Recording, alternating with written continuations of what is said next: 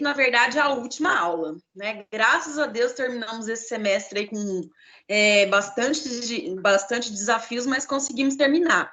Nós falamos a respeito da história do direito nessa disciplina, desde das antiguidades, de diversas civilizações. Falamos como que foi a transformação do direito no mundo, a importância da Revolução Francesa, a importância do Código de Bonaparte, né, do Código Civil de Bonaparte, várias influências do direito romano, do próprio direito grego, e aí até que a gente chegou no Brasil, então. No Brasil, nós vimos como é que foi um pouco nesse período da ditadura, né, vimos como é que foi essa constitucionalização do mundo, né, e também do Brasil, ou seja, quando os países começaram a se tornar constitucionais, ou seja, com um documento fundamental. E aí a gente chegou no Brasil, falamos sobre os direitos humanos, e que no Brasil, por conta da Constituição Federal, recebem essa denominação de direitos fundamentais. Desculpa. E aí a gente falou, então, um pouco a respeito dessas novas codificações brasileiras, falamos um pouquinho da reforma previdenciária, da reforma trabalhista, do Código de Processo Civil, do Código Civil, do novo Código Civil de 2002. Enfim, dessas atualizações, né, que a gente teve no nosso ordenamento jurídico. E aí, hoje, para encerrar essa disciplina, a gente vai falar um pouco, então, a respeito do que é o direito global. O que é esse direito global? É possível ter um direito, um ordenamento jurídico que atenda às necessidades, às exigências de todos os povos, às demandas jurídicas de todos os povos, ou que discipline, então, as relações jurídicas entre todos os países, entre todas as nações? Se a gente olhar para um contexto de mundo globalizado, né, parece que nós estamos cada vez mais interligados. O que acontece num país acaba, então, interferindo, inclusive, no nosso país. Olha aí essa pandemia. Gente, uma coisa que aconteceu na China, como foi que chegou no Brasil, né? Do outro lado do mundo e veio parar aqui. Nós estamos cada vez mais interligados. A gente deveria estar cada vez mais organizados por conta disso, né? Principalmente juridicamente, mas o que a gente consegue perceber é que por conta dessa multinacionalidade, né, dessa globalização toda, parece que a gente está vivendo uma desordem geral, né? Isso é o que parece que a gente está experimentando nos nossos dias, né? Mas existe um direito internacional que consegue atender a todas essas nossas demandas, a tudo aquilo que acontece no mundo, as relações entre os países, as relações entre os estados, né? Estados no sentido de país, ou então as relações particulares entre pessoas de diferentes nacionalidades? Não exatamente e não especificamente em todos os ramos. Mas existem algumas normativas que estão nesse direito global que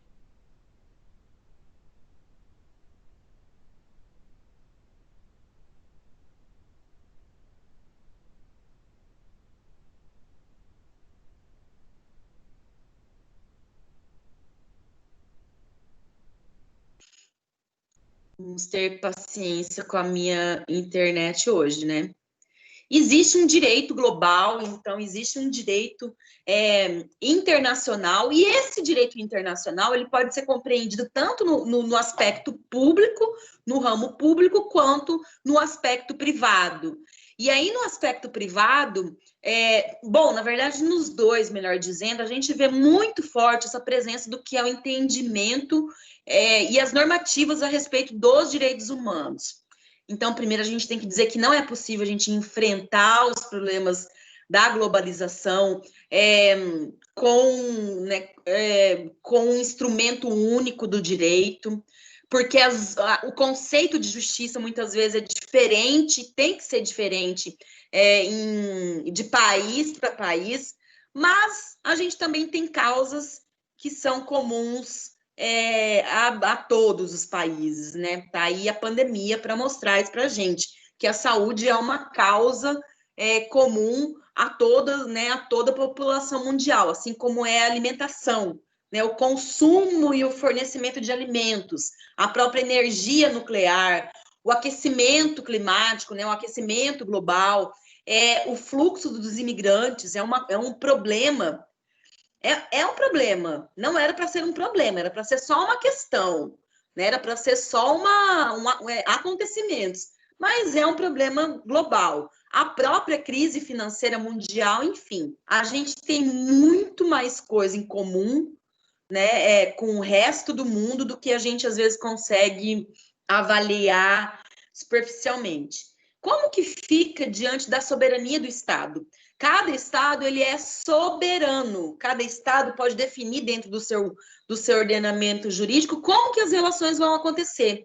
Mas existem determinados momentos, e quem foi meu aluno no ano passado de ED, lembra que existe essas relações, inclusive particulares, mas que tem esse caráter de direito internacional. Então, esse velho conceito de soberania de cada estado, parece que ele está em crise, porque não tem como a gente não pensar de forma global, de forma mundial, de forma ampla, ou seja, a gente não consegue mais se ver de forma isolada.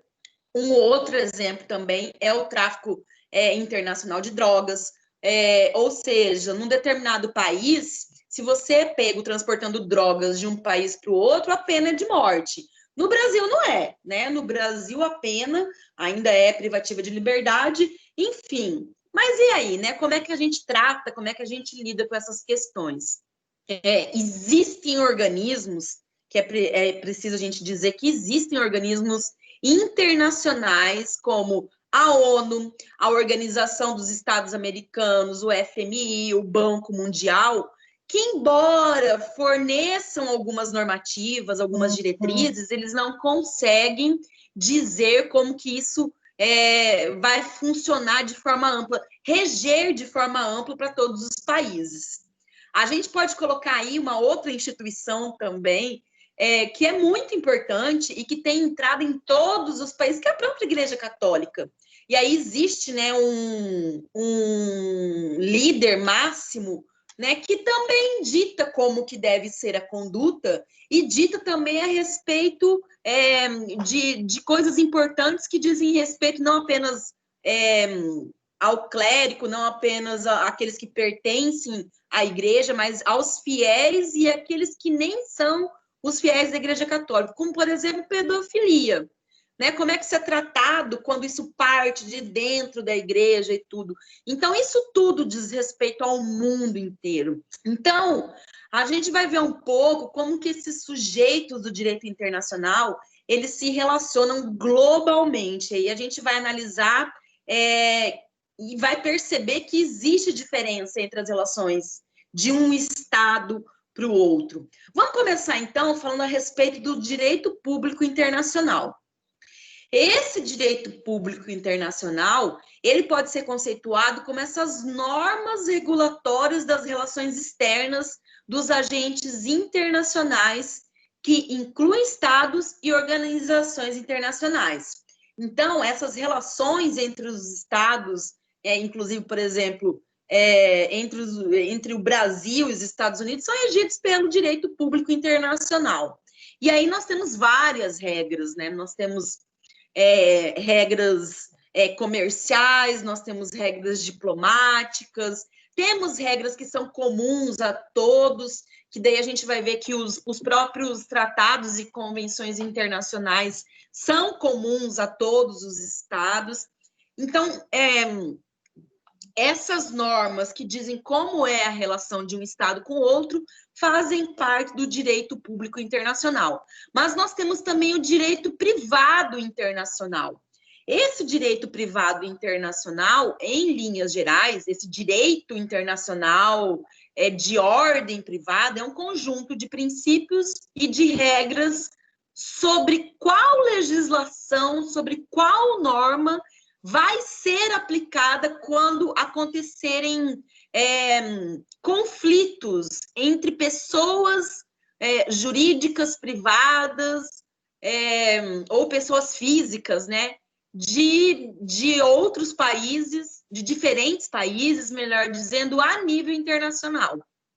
Esse é o direito internacional privado. O objeto desse direito internacional é de resolver esses conflitos de leis no espaço que é referente, então, né, nessa competência do próprio direito privado. Ou seja, indicar qual que é o direito, dentre os direitos existentes, dizer qual que vai ser aplicado.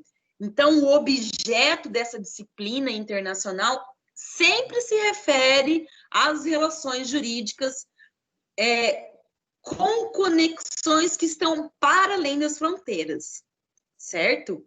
Ou seja, de um país no âmbito privado, mas de um país com o outro, tá? Então, dessa forma, alguns pontos são analisados pelo direito privado internacional, até mesmo para a questão de uniformização das leis, mas também se observa outros elementos como a nacionalidade, a condição jurídica dos estrangeiros, o conflito de leis que existe, e muitas vezes existe esse conflito de leis, inclusive, o reconhecimento de direitos que são pertinentes, que são adquiridos em outros países. O que é o objetivo desse direito internacional privado? É realizar a justiça, não deixar que ninguém esteja desprotegido do seu direito porque pertence a um outro país. Entendido? Então, mesmo que isso aconteça assim de forma indireta, e principalmente esse direito privado internacional, ele sempre vai ter uma primeira intenção de validar o negócio jurídico que foi feito. Por exemplo, casei no exterior, isso vai ter validade aqui no Brasil? Sim, vai ter validade. Mas casei lá em Las Vegas, então, né? Devia estar bem louca, né? Mas casei, vai ter validade aqui? Vai, é óbvio que existirão alguns elementos que precisam ser cumpridos, mas é algo que foi realizado por um direito no âmbito privado, ainda que internacional, em um outro país. Então, o objetivo é sempre harmonizar essas decisões, harmonizar esses direitos para que esse direito de um outro país não entre em conflito com o direito brasileiro, certo? É aquela busca de soluções para evitar problematização de tudo. Geralmente, essas normas, né, elas não solucionam exatamente, nem sempre elas solucionam as questões, mas elas vão dizer qual é o direito que tem que ser aplicado, tá? Ou seja, nessas relações, então, de direito internacional privada, são regidas por normas internas, por normas que são criadas por determinado Estado, ou então por uma autoridade política autônoma, para a solução de conflitos que são relativos à aplicação da lei no espaço, sempre buscando apaziguar as demandas, sempre apaziguando os conflitos e aplicando, se for o caso, a lei brasileira no caso concreto. Então, no Brasil, a gente tem que recorrer sempre à lei de introdução às normas do direito brasileiro, a LINDB, que é a Lei 12.376 de 2010, tá? Lei 12.376 de 2010, lá no artigo 7º, vai dizer que a lei do país em que a pessoa está domiciliada determina as regras sobre o começo e fim da personalidade, sobre o nome dela, sobre a capacidade e os direitos da família. Isso aqui é uma lei brasileira, mas é uma lei de ordem internacional, de direito público, privado e internacional.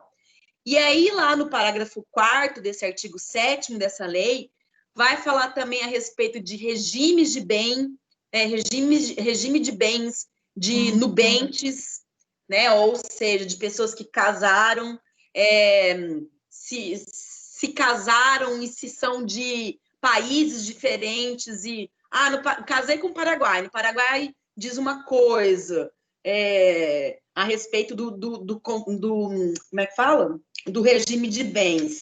No Brasil diz outra coisa. Bom, então tem aqui uma lei de ordem internacional que diz como que vai ser, para qual direcionamento que vai ser, para qual lado que vai ser direcionado para a resolução desse conflito, tá? E aí, lógico, vai depender de uma série de fatores, né? Onde estão localizados os bens e tal. Mas não existe uma lacuna a respeito de como vai ser essa interação, né? Ou então essa busca da solução de conflitos de pessoas que são de nacionalidades diversas. E isso não é novo. Na verdade, a própria Grécia já existia. E eu cheguei a comentar isso com vocês. Eles respeitavam muito aqueles que eram embaixadores, né, de outros países, né, esses que eram representantes estrangeiros que estavam na Grécia. E ali na própria Grécia se estabeleceu essa questão da arbitragem. Olha, ok, então, vamos conversar aqui entre a gente, vamos nos estabelecer e vamos chegar em um consenso. E isso existe ainda hoje, né, no âmbito internacional. Uma lei de um país diz uma coisa, a lei de outro país diz outra. Qual que nós vamos aplicar? Por que aplicar alguma das duas, né? Se a gente pode sentar e pensar junto numa solução. Isso é possível? É possível. Não tem problema. Obviamente, desde que seja tudo feito, né, com consenso entre as partes e tudo, mas enfim, isso não é algo novo. Isso acontecia lá na Grécia.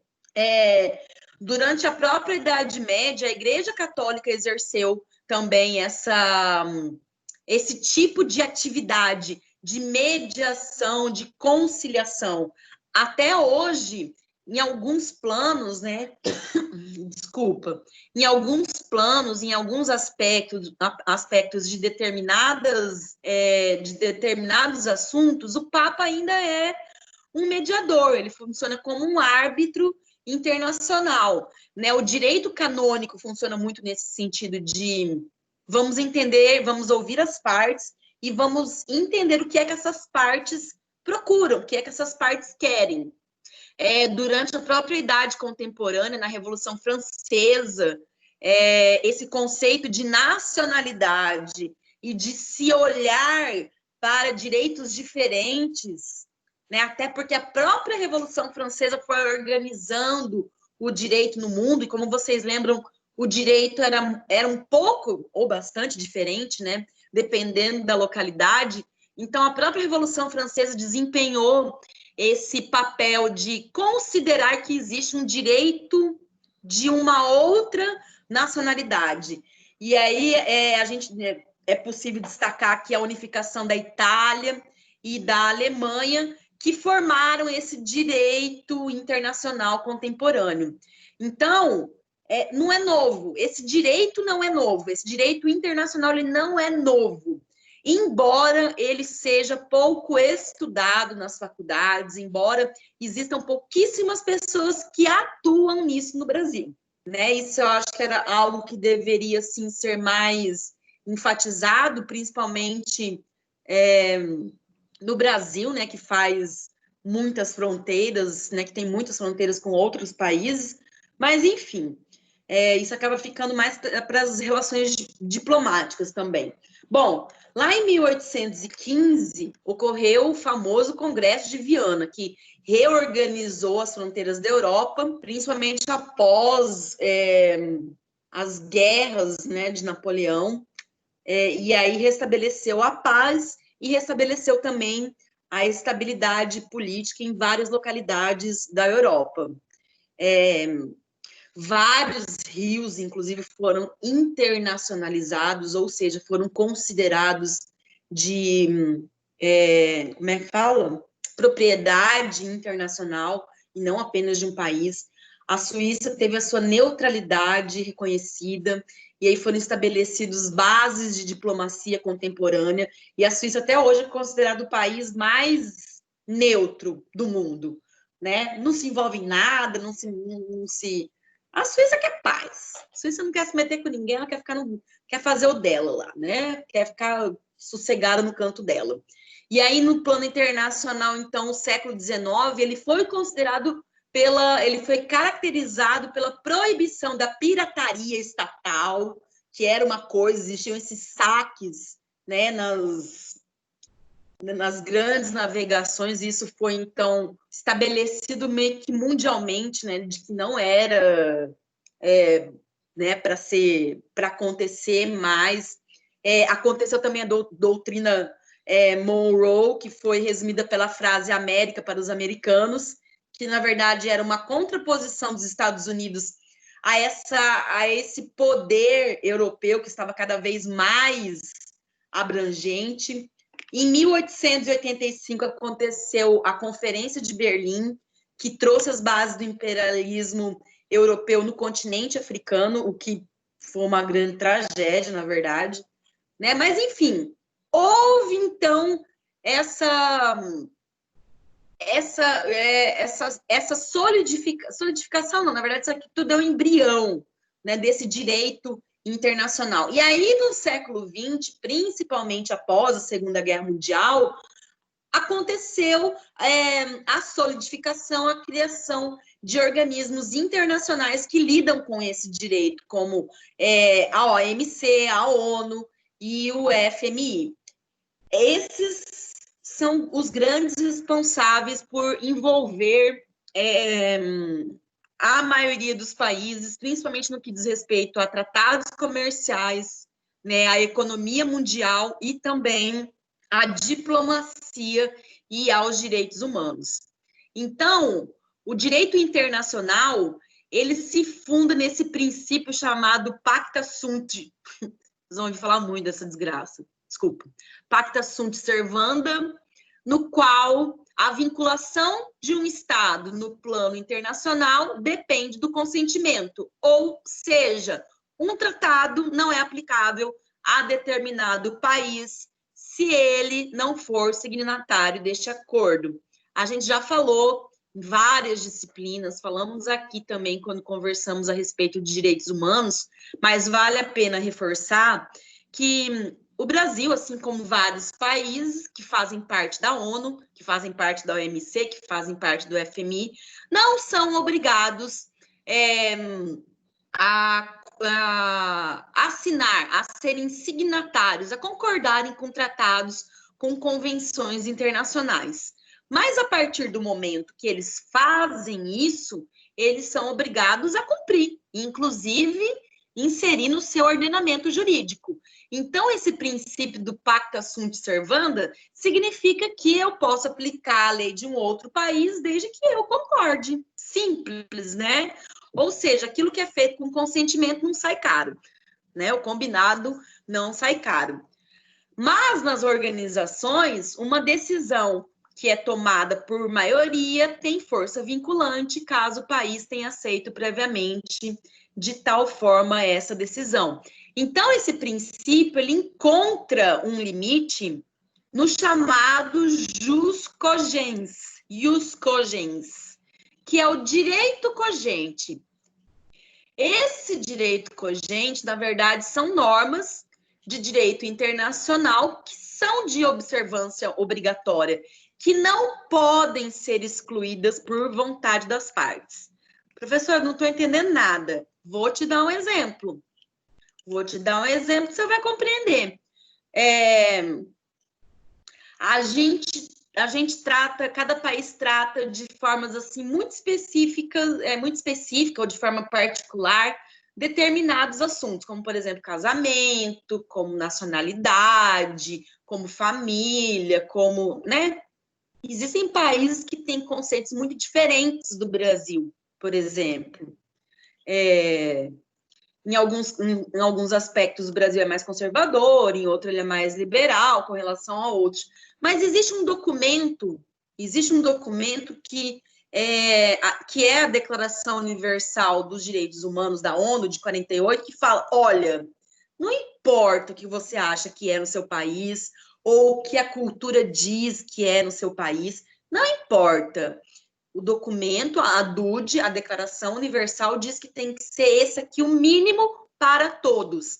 Então, esse princípio de eu aplico o que eu quero, ele não vale quando se trata desses documentos que têm essa força cogente, ou seja, que tem essa obrigação de ser cumprida, tá? Então, norma cogente, ou seja, são aquelas normas que fazem com que todos sejam obrigados a cumprir, certo? Então, por exemplo, você pode simplesmente expulsar alguma pessoa do seu país e tirar a nacionalidade dela. Não, você não pode, porque a DUD fala que todos têm direito a ter uma nacionalidade. Então, existem normas que são iguais e que são comuns para todos, ok? E aí é importante reforçar que o direito ele está sempre em constante transformação. Já pensou se a gente fica à mercê? Já pensou se não existe algo unificando esses entendimentos? Se a gente fica à mercê de transformações que acontecem no país, no mundo? Então, precisa ter algo que é básico, precisa ter algo que norteie, certo? E esses tratados internacionais, então, eles têm muito dessa força, né? Os tratados internacionais, os costumes internacionais, muitas vezes. Então, assim, é importante a gente entender que, claro, o direito ele está em constante transformação.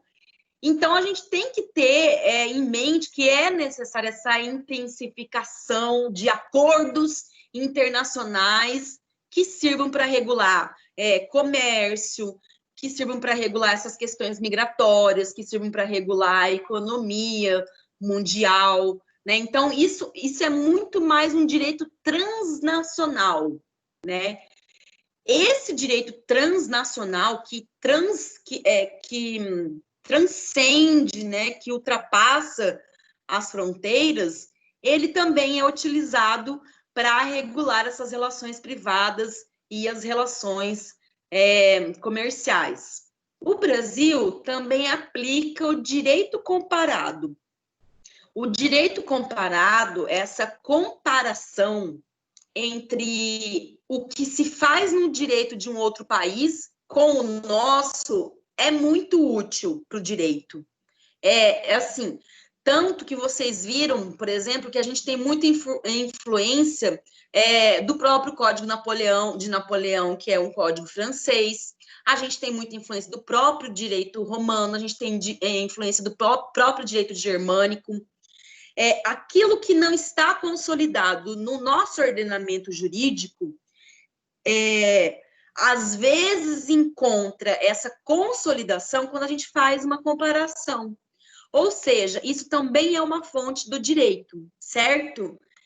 Então, este direito que pertence a um outro país também pode ajudar na compreensão das nossas demandas, desde que a gente promova a adequação.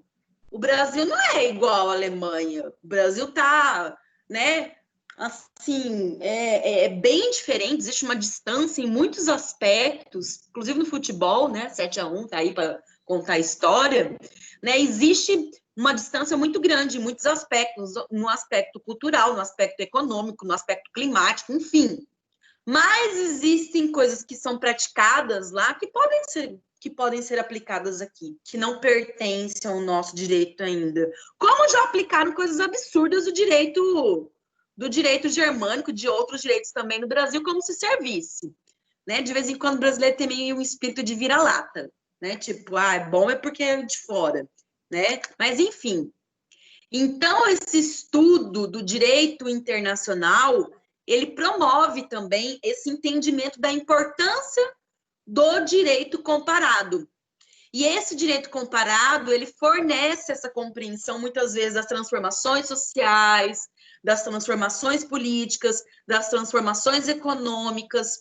Tanto que, para usar de novo o exemplo da pandemia, nós estamos aí vendo o que deu certo e o que não deu certo nos outros países, principalmente lá na Europa, onde começou primeiro, né, a pandemia e os lockdowns. Para quê? Para aplicar aqui para dar certo? Não, para não aplicar, né? Para deixar o negócio correr solto, né? Mas, enfim, a gente observa o que acontece lá fora e a gente observa procedimentos jurídicos, muitas vezes, que acontecem lá fora para aplicar aqui. Sim, sim, vocês conseguem visualizar, vocês conseguem visualizar mesmo isso no direito internacional? Hã?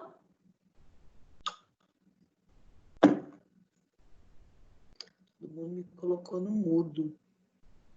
Bom, então vamos ver a respeito de algumas fontes do direito internacional. Existe a Corte Internacional de Justiça, tá? A Corte Internacional de Justiça, ela fornece, ela é meio que um órgão, né, comum aos países que pertencem à ONU, e ela coloca ali o que ela decide, ele acaba formando um entendimento coletivo. Existe, então, um estatuto dessa corte. O estatuto dessa corte, no artigo 38, fala que a corte tem essa função de decidir, de acordo com o direito internacional, essas controvérsias que forem submetidas. E aí, ela vai aplicar aquilo que a gente entende que são as fontes do direito internacional, como, por exemplo, as convenções internacionais, tá? As convenções internacionais, elas podem ser gerais sobre todo tipo de assunto, ou elas podem ser específicas. Elas podem ser específicas sobre, né, como eu já falei, sobre direitos humanos, sobre migração, sobre clima, né, sobre ecologia, sobre economia, sobre diversos assuntos. Então, essas convenções internacionais, esses entendimentos internacionais, eles são fontes importantíssimas do direito internacional. Por quê? Porque ele estabelece, então, um direito comum entre os litigantes. A corte, ela pode também aplicar o costume internacional, certo? O que é praticado entre os países, como questão de diplomacia. Não está na lei, olha, mas é de bom, é costume avisar que tem, vamos supor, eu sou presidente da Alemanha, né? Primeira-ministra, no caso da Alemanha, e vem visitar o Brasil. É comum que esses que são chefes de Estado avisem a respeito da visita. Não é uma lei, mas é um costume. É um costume praticado há muito tempo e é um costume que deve ser preservado. E que, se não for praticado, pode gerar algum inconveniente e alguns problemas, como, por exemplo, vai que um chefe de Estado vem para cá e não avisa e é morto em solo brasileiro. E aí? E é morto, assim, por uma pessoa de um terceiro país, que não é nem brasileiro e nem, no caso lá, a Alemanha. Entendeu? Qual lei que vai aplicar? Bom, qual vai ser a sanção? O Brasil vai ser responsabilizado? Mas o costume internacional é de que os chefes de Estado deveriam avisar que iriam com a sua delegação para a visita num outro país. Esse costume não foi respeitado, entende? Então, existem coisas que não estão em leis, mas que fazem parte de costume e que têm que ser praticados e que servem como fonte do direito internacional. Existem também os princípios gerais de direito que são reconhecidos por nações civilizadas. Como, por exemplo, o quê, professora? Como, por exemplo, o ônus da prova. Quem é que tem que provar? Via de regra, é aquele que acusa, né? É aquele que alega. Outra coisa, os países civilizados utilizam sempre o sistema de autor acusa o réu e o réu tem o direito à ampla defesa. Isso são princípios gerais, princípios de ônus da prova, princípios de ampla defesa, são princípios gerais do direito que funcionam, né, nos países civilizados, ok? Existe também a possibilidade de decisões judiciárias e de doutrina dos juristas mais qualificados, assim, mundialmente, serem aplicadas para questões de direito internacional, como uma forma de auxiliar a resolução dos conflitos, tá? Vamos ver mais aprofundadamente, então, essas questões das fontes do direito. Alguma pergunta até aqui?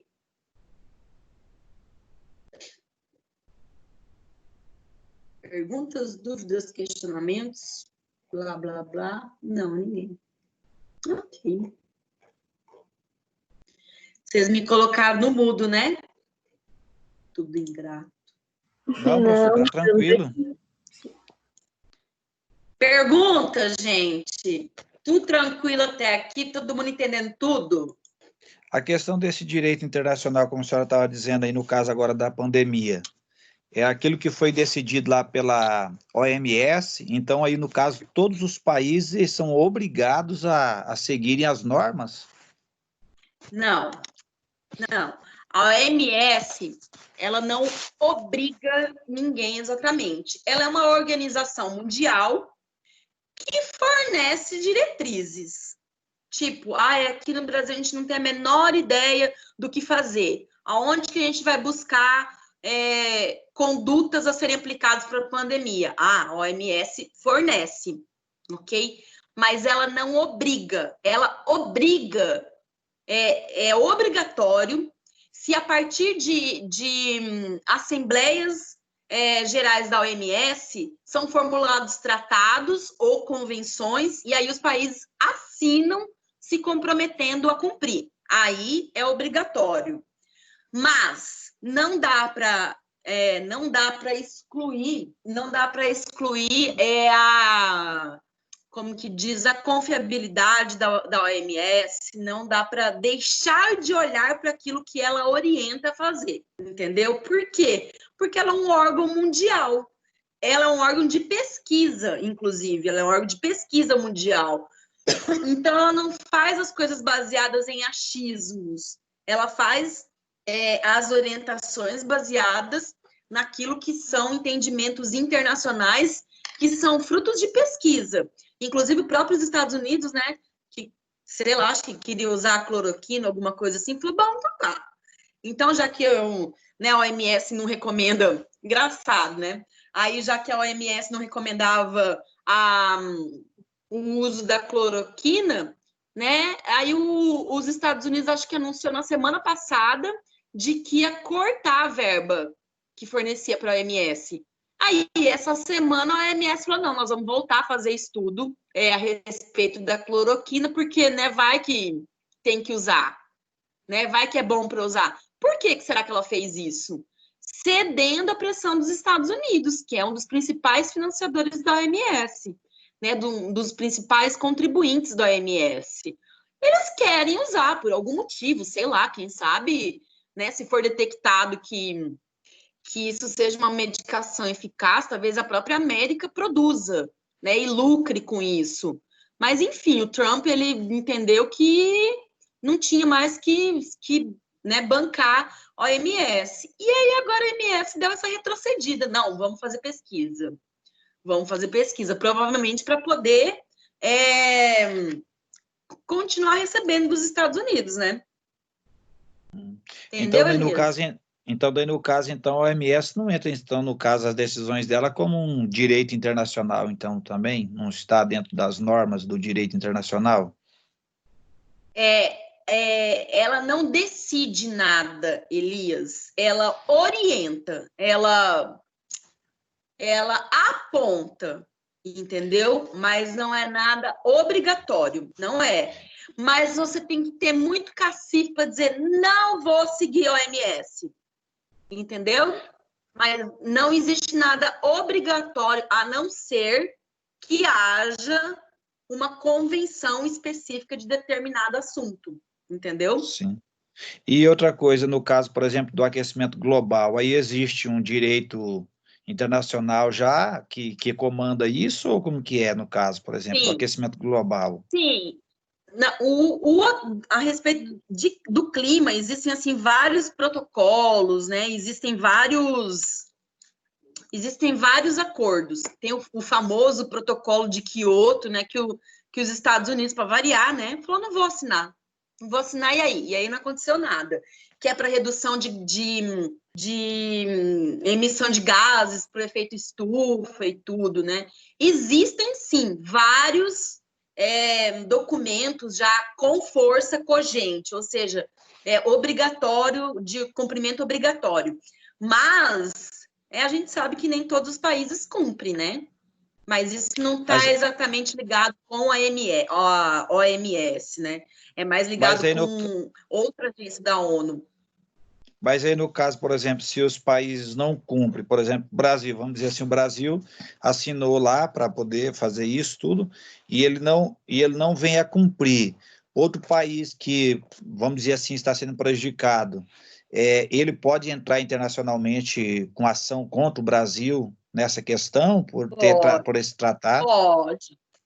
Pode. E isso vai ficar mais claro para vocês quando vocês tiverem a disciplina de direitos humanos, que eu ministrei para o terceiro semestre matutino.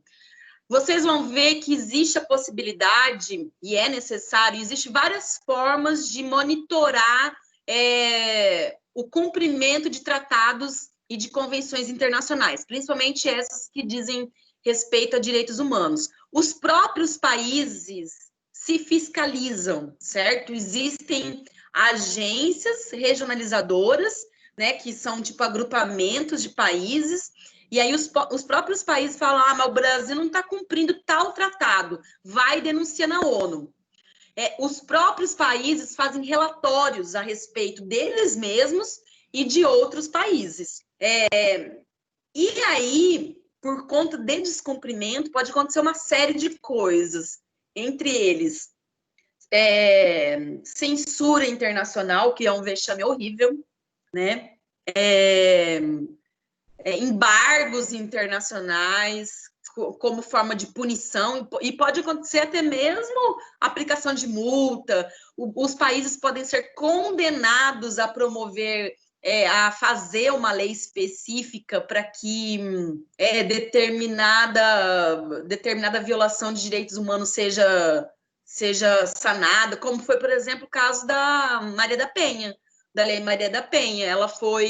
Acho que ela sofreu 3 tentativas de homicídio por parte do marido e sofria violência doméstica. Aí o Estado brasileiro ele não deu uma solução.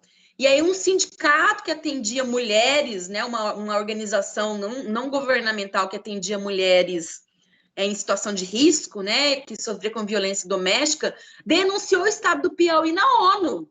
A ONU condenou o Brasil a fazer uma lei específica para a violência doméstica.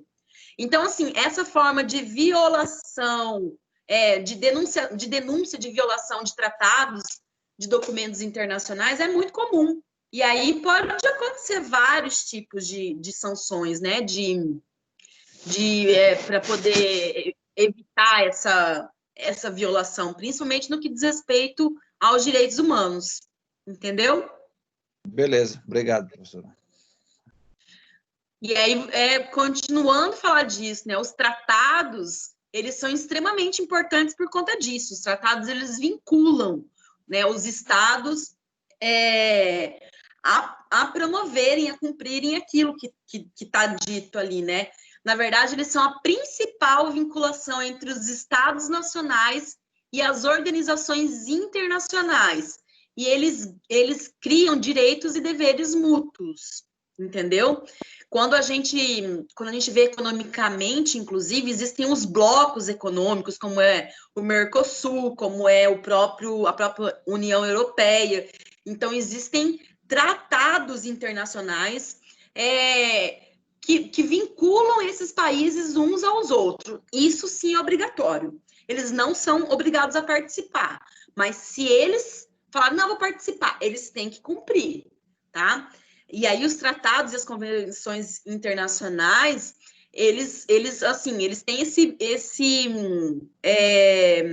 essa força em âmbito internacional, tá? Não é obrigatório eles participarem, mas se participar tem que cumprir. E aí, esses tratados, principalmente quando eles dizem respeito aos direitos humanos, eles têm uma força...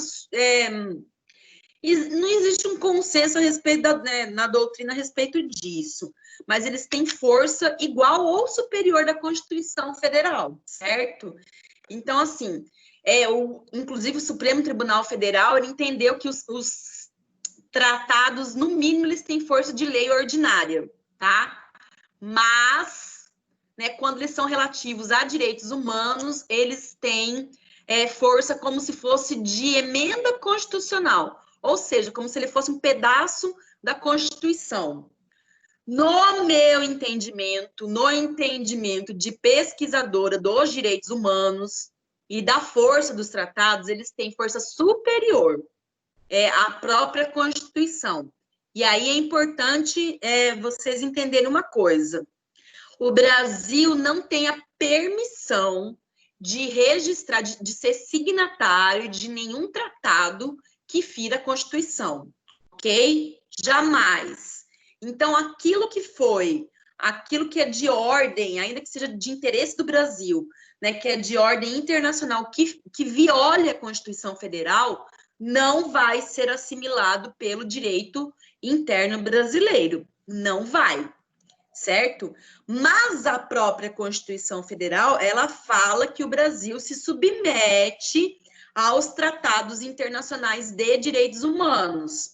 O que isso significa? Que os representantes brasileiros sabem, né, os representantes brasileiros nas agências internacionais, né, principalmente da ONU, eles sabem que eles têm que estar sempre atentos para esse direito internacional que trata de convenções, de elementos normativos dos direitos humanos, tá?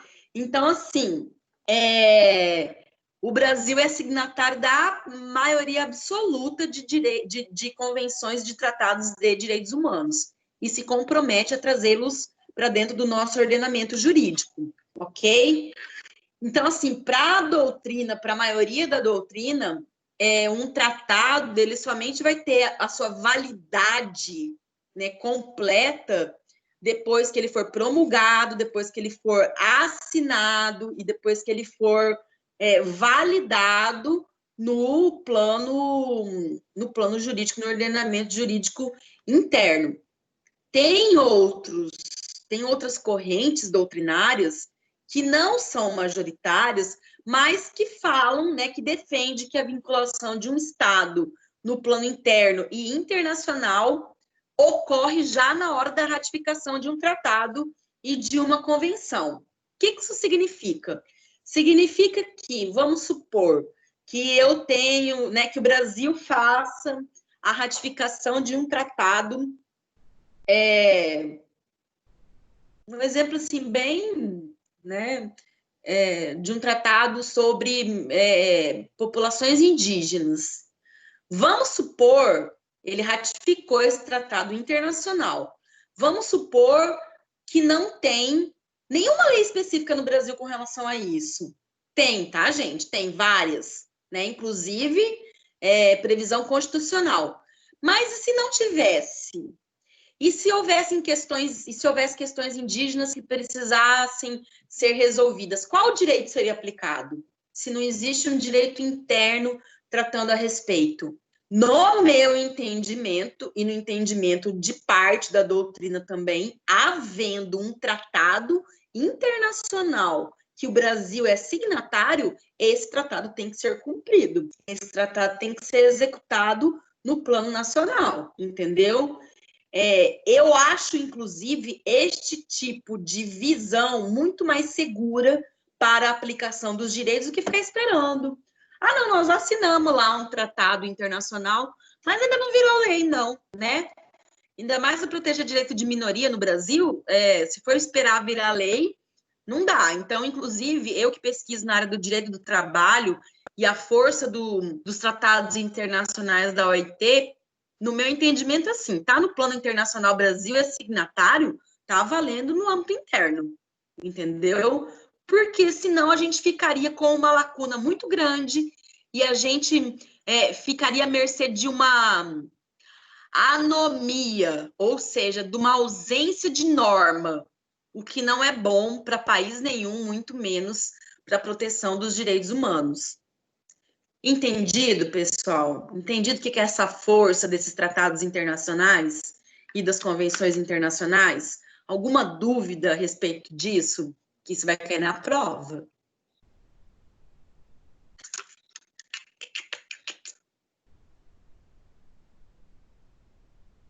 Sem dúvidas.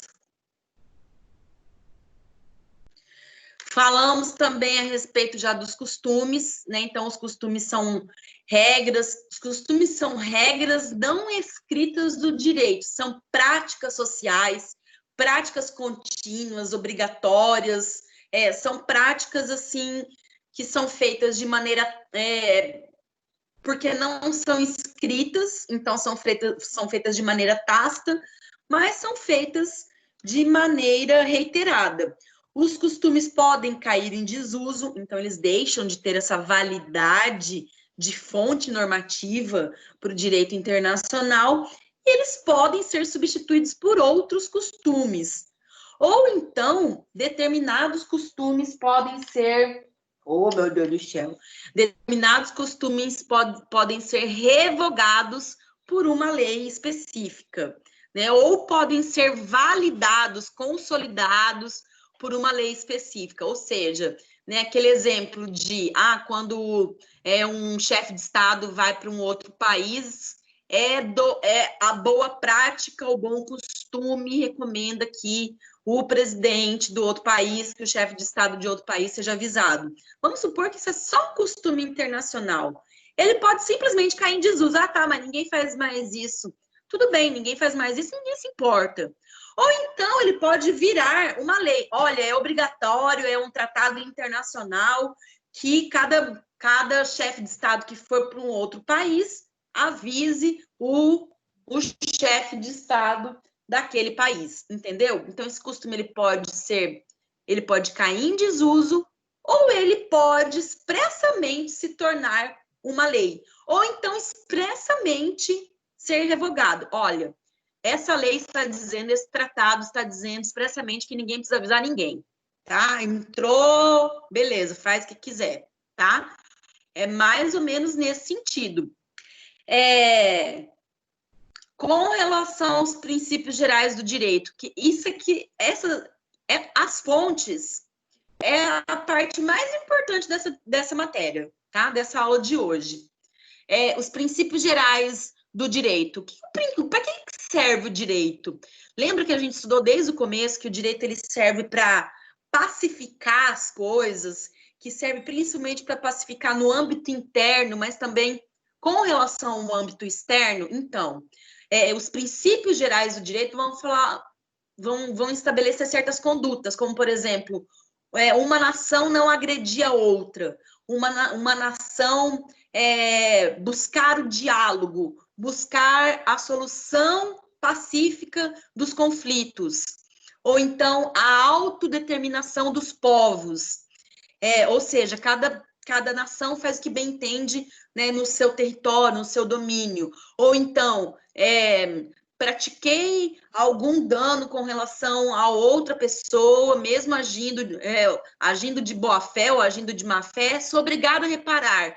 Isso tudo são costumes, isso tudo são princípios, melhor dizendo, princípios gerais do direito de nações civilizadas, tá? Então, esses costumes, esses princípios gerais do direito também são fontes do direito internacional, ok? E aí existe, como eu falei, a doutrina e a jurisprudência. A doutrina é assim, o entendimento a respeito de os estudos, né, os escritos, né, de grandes historiadores do direito, né, de grandes doutrinadores, sabe aqueles nomes internacionais que falam a respeito do direito, que se destacam? Esses são doutrinadores importantes que sempre são ouvidos, né, em caso de solução de conflitos. Temos aí o Boaventura de Souza Santos, que é um brasileiro que faz parte da ONU também, ele é bastante consultado, né? Ele é um jurisconsulto, ou seja, ele é alguém a quem o direito recorre sempre quando existe alguma necessidade de solução pacífica, né, de conflitos. E aí, o que esses tribunais internacionais, eles decidem, isso se transforma numa jurisprudência. E essa jurisprudência também tem essa validade como fonte do direito, né? Ou seja, na ausência de lei específica, isso que é decidido em casos concretos pode ser, então,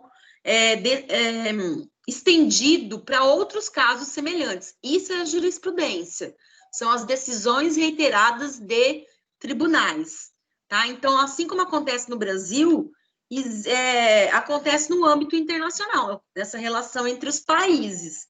Ou seja, aquilo que já foi decidido por essas cortes internacionais, essas decisões de organizações internacionais também geram reflexos aos países que são vinculados às resoluções, às recomendações, às decisões. Por exemplo, existe lá uma recomendação de que não se deve poluir o rio. Ok, mas não existe né, de que não existe nenhuma convenção específica. Ok, mas não existe uma ausência completa de direcionamento neste caso. Ou seja, existe lá uma recomendação, né, de que os rios que são internacionais, como Rio Nilo, Rio Amazonas, né, esses rios, Rio Uruguai, esses rios que são internacionais não devem ser poluídos. Tem uma recomendação, tem uma resolução, não é uma lei, mas é algo em que o direito internacional se baseia para poder tomar decisões nesses casos específicos, tá? É mais ou menos isso. Entendido, pessoal? Deixa eu ver se tem mais alguma coisa importante. É isto. É isso. Eu vou postar esta aula gravada, tá? E vou postar também o roteiro. E vou postar... deixa eu falar outra coisa. A prova, ela vai ser a partir da aula... na aula 8 foi a prova, né? A N1 da aula 9, tá? Da aula 9 até aqui. Então, tudo aquilo que vai cair vai estar postado aqui, tá? Eu vou deixar todas as aulas com... Teve uma aula que a gente não teve, porque teve o questionário dos advogados salvar o mundo, e teve outro que a gente teve a live também, tá? Mas eu vou postar nessa aula da live, e aí vai faltar só 2 aulas para serem completas, tá? Mas eu vou postar o roteiro de cada uma. Entendido? E aí, na semana que vem, eu posto para vocês a prova, e aí vocês vão ter mais tempo para fazer, tá? A gente não vai seguir aquele calendário que eu mandei no começo da semana, tá bem? Entendido? Maravilha, entendemos sim. Não, eu entendi. Sim. Tá ótimo. Tá ótimo. Entendido, professora? Entendi também. A senhora vai postar a partir da segunda-feira, 8 horas? Não entendi, Elias, cortou, desculpa. A senhora vai postar a prova a partir da segunda-feira, 8 horas da manhã, no caso? Sim, mas eu aviso, tá? Eu mando, a gente tem um grupo, vocês viram que eu saí dos grupos, né? Eu não vou mais participar de grupo de alunos. Eu só vou participar. Eu era a única coordenadora da Anhanguera que participava de grupo de aluno, tá? Então eu vou participar só de grupo. A gente tem um grupo de agenda, onde eu mando as atividades para os representantes das turmas, e esses representantes passam para vocês. Inclusive, eu acho que a Jéssica avisou hoje, né? Que ia ter aula Sim. normal e tudo, né? Tá, então eu vou postar ali e ela que fica encarregada de repassar, tá? Eu vou me comunicar só nesse grupo, tá? Vou postar as coisas só nesse grupo. E aí a gente já encerra o semestre. Eu vou mantendo vocês informados também com relação ao semestre que vem. Vamos voltar presencialmente, sim, mas vamos voltar quando tudo estiver seguro, quando não houver risco para ninguém. E nós estamos muito atentos a isso, até porque Dourados virou o epicentro no Mato Grosso do Sul da Covid. A gente não quer adoecer, não quer que ninguém adoeça também, tá? Então, vocês já providenciam aí rematrícula, vocês já vão ficando antenados, vocês têm meu e-mail, vocês têm meu WhatsApp, tá? Mas essas questões acadêmicas a gente vai resolver na medida do possível. Eu vou passar as orientações nesse grupo, que é o grupo da agenda das turmas, tá bem? Beleza, professora. Obrigado, tá? Alguma pergunta, pessoal?